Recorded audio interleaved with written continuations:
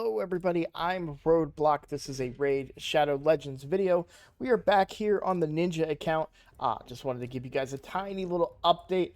I haven't been playing as much. I have made sure to get my dailies and use all of my resources, which I did today. I also already used 2 clan boss keys. We've got 2 left that we're going to use right here. I'm going to put 1 into normal and then 1 into brutal, but I do also want to kind of see where my damage is at because Ninja now has War Master. So yeah, I do see a large improvement in my damage output there. That is well beyond a 1 key. I'm curious what we'll do on brutal, but this isn't an accurate test because of the affinity. Ideally, if I'm able to, it would be best for me to get in and do brutal on a an affinity that's positive to me or void. So if I can beat my clan to void and do brutal, I actually might be able to get some better rewards right now. So I'm just testing right now to see what it looks like now that we have War Master on Ninja. War Master is really going to increase his damage output, which was already high. So now we're going to see an even higher level to that. And then we're going to, once this is done, we're going to talk about the direction of the account, like what's next. I've made some decisions. I know I've been on the fence about a couple of things, but I'm gonna kind of lock into some decisions, or at least explain to you guys the decisions that I've locked into. So damage is looking okay so far. You know, obviously we're negative affinity here and our accuracy is still pretty low, which is a bit of a problem. So I'm basically just working here to see what our damage output looks like on brutal. If we could get a 3 key or a 4 key brutal, that would be really good for the account. It'll give me some better rewards, of course, which will speed things up for me in general. Alright, looks like that's going to be it. So our damage didn't improve that much, but to be fair, that's what I was getting around on like magic and spirit affinity. So there was some improvement, but not a really, you know, what I'd say that's what I would expect to see on force affinity for clan boss. Now, let's talk about some of the things that I'm currently doing and working on.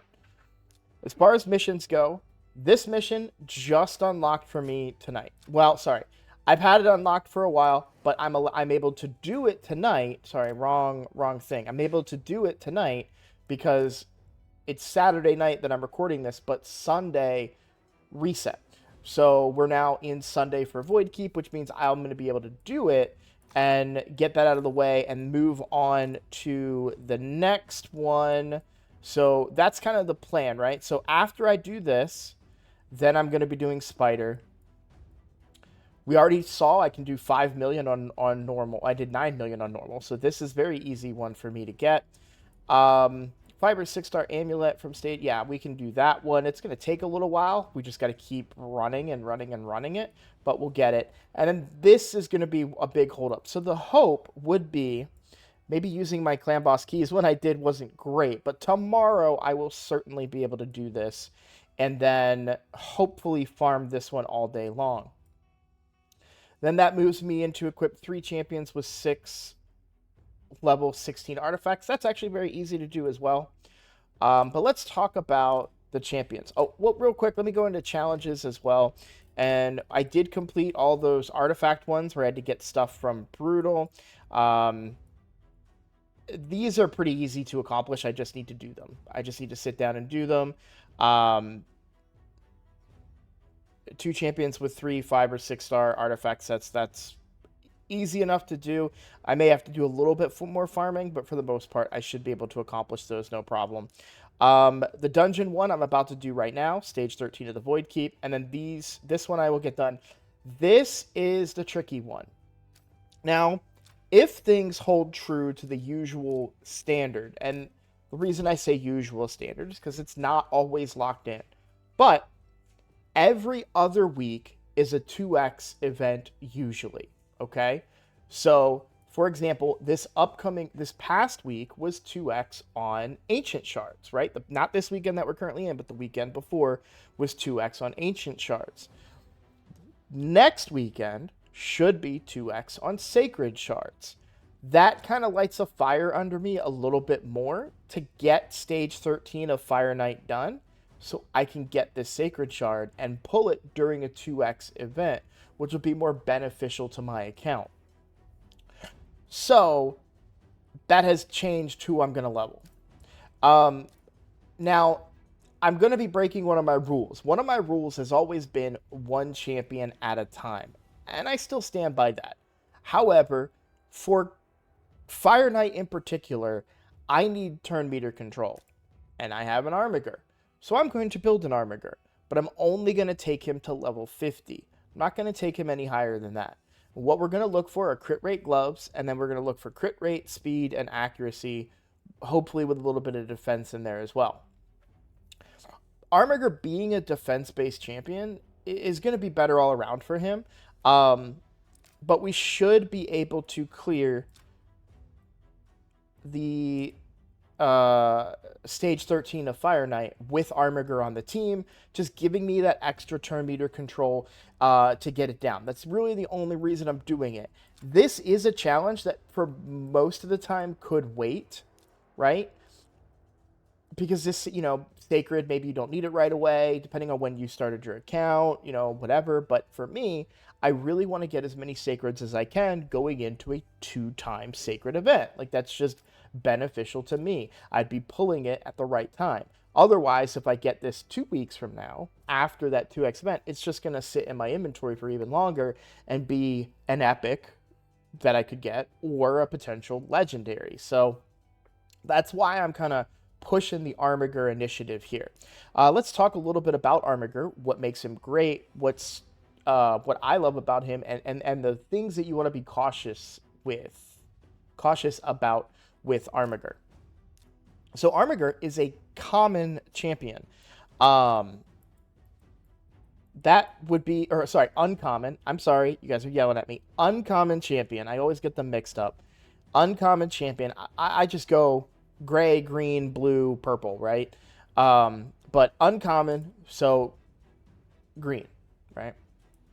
Now, what is great about Armiger, what I love about him, is that on his A1, he decreases the turn meter by 30% if this attack is critical. There's no percent chance associated with it.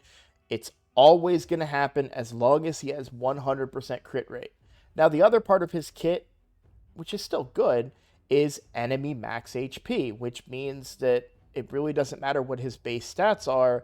He's going to do damage based on the enemy max HP. So he can actually hit really hard too. But this, for me personally, is the main thing that I'm looking for. Turn meter control on 2 bosses in particular, Spider and Fire Knight, and to a lesser extent, Ice Golem, is really good. For those of you that are new here and don't really understand, like the very easy mechanic, or sorry, not easy, the basic mechanics when it comes to Fire Knight and Spider, if you can control their turn meter, you can manipulate the fight in your favor. So, for example, Fire Knight has a really big shield, right? You can't do any real damage to him until you hit him so many times and the shield goes away. Well, if you have a bunch of multi-hitters and you break that shield and then you take his turn meter down, he never puts the shield back up, right?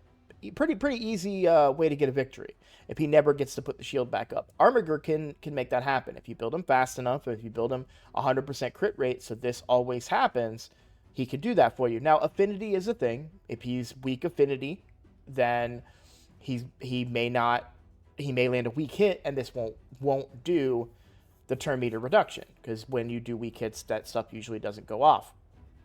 But it's still valuable to have, and it can buy you more turns before that shield comes back up, or mitigate it entirely. Now, when we combine him with one of the champions on my team, which is Tyrell has a 50% turn meter, which is a big deal. So, at the very least, Armiger is buying time for Tyrell to get this off and reduce it even further. And so they're basically just constantly reducing that turn meter and hopefully giving us time to kill the boss before he kills us, right? Now, In Spider, very similar concept. You want to be able to prevent the spider from healing. And in some cases, if you're using HP burns and things like that, you'll want the spiderlings to take a bunch of attacks, but not the big spider. So turn meter controlling the big spider is very, very handy as well. So he's a really useful champion, really good early game, especially. And for what my particular needs in this very moment, I think he's just a little bit more important than focusing on a 6-star.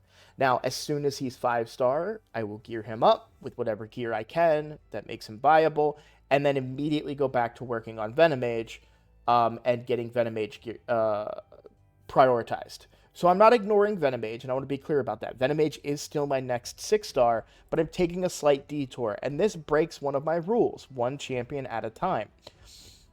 But, and I still stand by that, I still think if you're struggling right now, if the game isn't going for you the way that it's going for me right now, which I think I'm doing a pretty decent job, maybe you don't need to rush to get this Sacred Shard. Maybe you can put it off just a little bit longer and focus on the champions you have in front of you, right? So always keep in mind when you're considering advice and stuff for an account, it's all relative to what your goals are and what your account is. If PvP isn't a priority for you, then maybe PvP champions aren't a priority, right? If Clan Boss, for whatever reason, which I don't recommend, but if Clan Boss isn't a priority for you, then, maybe you focus on champions for dungeons or something like that.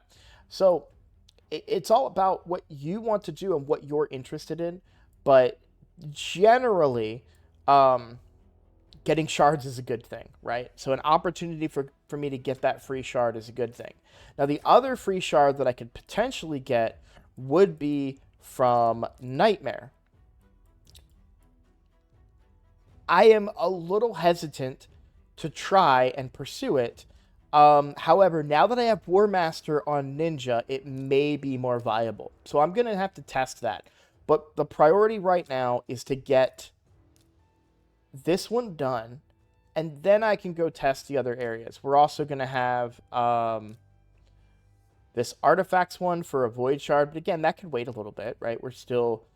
Next weekend is Sacreds, and the weekend after that would be Voids. Or sorry, 2 weekends after that would be Voids. So we have some time before that.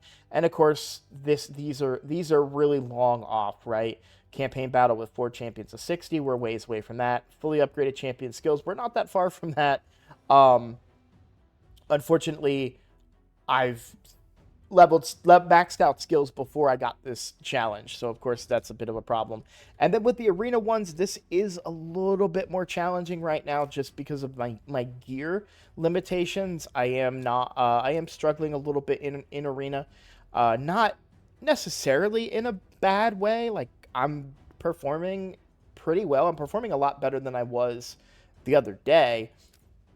I think after Venomage, I'll probably keep Armiger at 50. And I think after Venomage, I might consider Hefrak. I don't think Hefrak necessarily needs books to do a speed-based team. And we're also about to get somebody that's going to give us a little bit more of an edge. So we're a week away now from getting High Katoon. So High Katoon's going to give us a better aura. A 19% aura. Right now what we have is a 10% aura. And she's going to give us increased speed, and she's also going to decrease the turn meter of the enemy team and give us a chance to potentially go first if I build her faster with accuracy, right? So 50% chance of decreasing the turn meter. That does go up when booked, but it's probably better to go turn meter fill. And that would give us the big version of increased speed as well. Now, we would have to potentially sacrifice increased attack, but I don't think that's a bad thing when you consider that Hefrak is self-buffing. So what I would probably do is, the gear probably wouldn't change, but Ninja would probably be more of a debuffer at that point, right? We'll go ahead and try to freeze the enemy. We'd still bring Tyrell. So it would be when we get her, it would be High Katoon into Tayrel, into Ninja, into Hefrak, who would self-buff himself and then blow everybody up with his damage that also has built-in ignore defense. So we have to rebuild him and build him with that in mind. I will probably need to get a better attack percent chests. Right now, all I have are 4-star ones across the entire account. I have yet to find a 5-star attack percent chest. So a little bit of work to do there, but we'll get it. And normally I like to build Hefrak 100% crit rate. Yes, he self buffs crit rate, so you could get away with 70%. If we're looking for simply a one-shot speed team, and because my gear is limited, I would probably lean in that direction.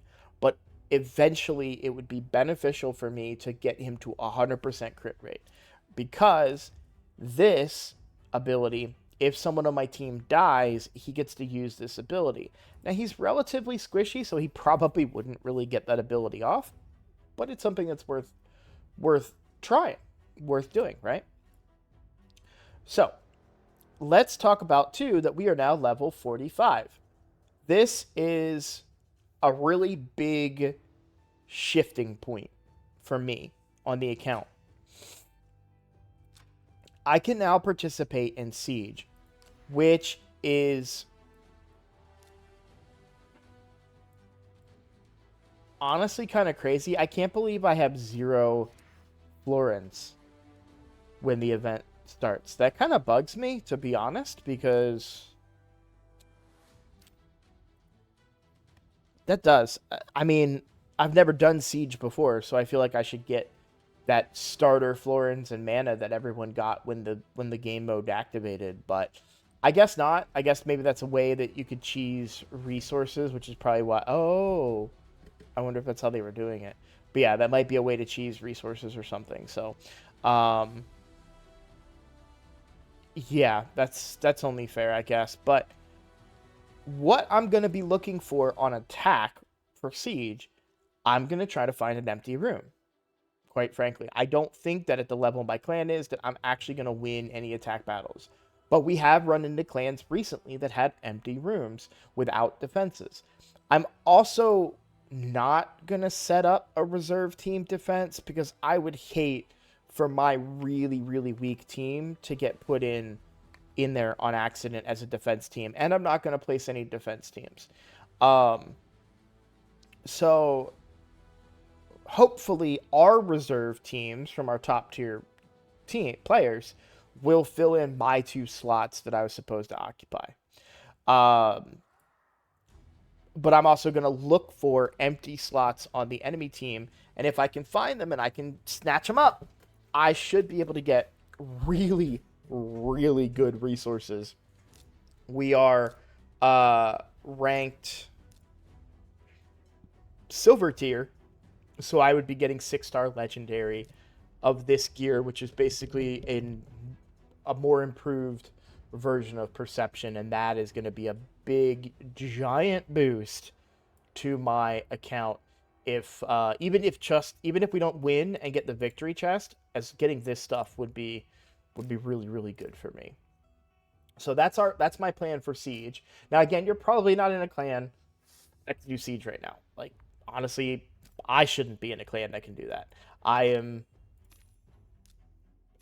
talked about it before, but I'm slightly taking advantage of the fact that I am a guild leader. And the clan leader, the clan said, like, hey, it's fine. But I did check with them first, just so you guys know. Sorry, I'm having a little bit of allergy attack right now. Like, the worst timing. Oh, man. Okay. That's pretty much the plan for everything. Oh, as far as the clan shop, I did spend that on some of the artifacts and some of the accessories. I kind of split it between both just to kind of balance it out. None of the accessories were for any of the champions that I have, unfortunately. Well, no, yeah, that was from the battle itself. And then the gear, the Killstroke gear was meh. I do like that it's got speed and accuracy on it, and that could be pretty useful whenever I decide to change my build on Kale, which may be coming pretty soon. I think, and I should probably consider doing it even sooner. I'm kind of holding off until Hefrak can become my PvP nuker, but I think if I get Kale in a speed and accuracy build and just go off the poisons, I think that's going to be more beneficial than him being like a hybrid nuker build right now, because Hefrak will just do way more damage with that nuker build. And, you know, who knows? I might even be able to get Killstroke gear on a Hefrak. A couple of, like 4 pieces of Killstroke. He's going to smack. Provided I can get better chest and such. So I did take a little break today. I played for most of the morning, used up all my energy. We had some gifted resources and energy because of some technical maintenance, so I used all that up. I did recoup my 115 and probably lost a little bit of efficiency there, but this is my main gaming computer, and I wanted to play some other games today, so I took a little bit of break from Raid and had some fun playing some other games. So now, this is going to run overnight and continue to finish up the masteries on Ninja, and we can talk about that very quickly. So you'll see I did get enough masteries so far to get War Master on him. Now, the main reason I went for that first is because it does a ton of boss damage, and you know we want damage on clan boss and such. I think if I remember the build that I'm going for, my remaining, I think is Sniper and Master Hexer. And Sniper, I don't really want to go Sniper. I might go Killstreak given where I'm using him currently, and then Master Hexer. So Master Hexer will give a chance to extend the HP burn that he plays. Sniper is interesting as far as decreased defense goes, because it gives me an increased chance to land this. So it's a 45% chance, 55% chance, 60%. It would go up to a 65% chance with Sniper. However, I don't think I need it. I will have the decreased defense from Tyrell. Granted, that's on a 4-turn cooldown, so it would be nice to have ninjas, but he's going to get enough A1s that I feel like this will, you know, be able to work. If he was my only decreased defense champion, then yeah, I think Sniper would be the way to go for that little bit of extra. But since he's also used heavily in my PvP, I really want Killstreak to get more damage out of him for now. We can change these later. Yeah, it costs gems, but we can change these. We get a free one to change them, you know, later once, and then we can change them again at another time. So that's just kind of where my head's at. I don't know if it's the right call, if I'm honest with you guys, but it's the call that I'm going to go with. So that is pretty much the plan for the account. I'm very excited. Once I get, what is it? So we're going to do this one.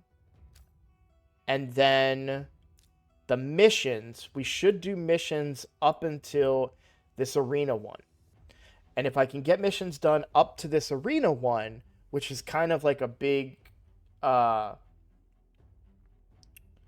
hold point, like this is going to take a couple, you know, depending on how many resets I get for arena, it might take a little while.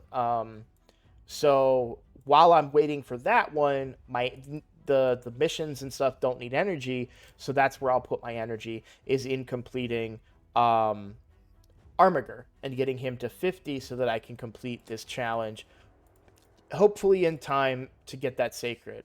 So Void, and then I think Spirit Keep is going to be, Monday. So that's going to be reset tomorrow, and we'll be all set.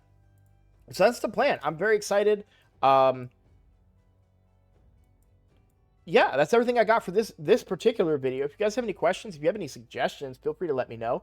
You know, that's why I made the call to go with Venomage instead of Tyrell. And I'm very satisfied with that as well. Venomage is putting in pretty good work. The damage reduction, we have that now because we did do Magic Affinity. Oh, I forgot. I keep talking Tyrell. I keep forgetting that we also have Venomage's decreased defense. So between Venomage's decreased defense and Ninja, we'll be decreasing that defense plenty. So I don't think I need Sniper right now. I would prefer that damage in Arena to try and give me a leg up. So looking really forward to getting High Katoon as well. This will be the first time on an account where I didn't get an Apothecary, so I might be able to use an early High Katoon to my advantage. Now, this High Katoon will likely only stay 50, though. I cannot see a reason to take her all the way up to 60. She can do everything I personally want her to do at 50, and hopefully by the time we get into any deeper dungeons or anything, we'll have other epics or even legendaries, who knows what comes from these sacred shards, to work with. So that's the plan. I'm going to call that a video. Thank you guys so much for your support. If you're new here and you like my content, please consider subscribing. It is the best way to support my channel. I am trying to grow this channel and turn it into something great. We've been doing a great job so far, and you know, every time someone clicks that button, it really, really does help me. You know, I recently did a podcast with a couple of other content creators. You know, when they look at my channel and they say, oh, this guy's got, you know, 1,300 subscribers, they can look at that and see, okay, yeah, like he's putting in the work, he's respectable. He's not gonna, you know, come on my podcast and say something crazy and get my channel canceled or anything, you know. So it adds a bit of respectability to who I am in the community, and hopefully get me some more opportunities to do other podcasts and collaborations with other content creators, right? So really looking forward to those opportunities, and the best way for you to help me do that is to click that subscribe button. Feel free to leave a comment or a like as well. That helps me with the algorithm, but I understand if you have nothing to say or if you're not a comment leaver, and that's everything I've got. So thank you guys for watching, and I will see you all in the next episode. Take care.